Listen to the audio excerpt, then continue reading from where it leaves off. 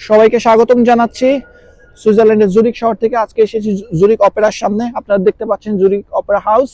Seasonal worker নিয়ে আজকে কিছু কথা বলতে এসেছি বুলগেরিয়াতে, যেহেতু আমাদের কনসালটেন্সি ফার্ম বর্তমানে বুলগেরিয়া নিয়ে বাংলাদেশে কাজ করে যাচ্ছে।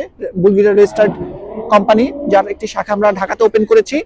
আর আমরা এখন কাজ করতেছি বর্তমানে সিজনাল ওয়ার্কার নিয়ে, যারা আগামী এপ্রিল মাসে সিজনাল ওয়ার্কার হিসাবে বুলগেরিয়াতে আসতে ইচ্ছুক তাদেরকে নিয়ে কাজ করছি।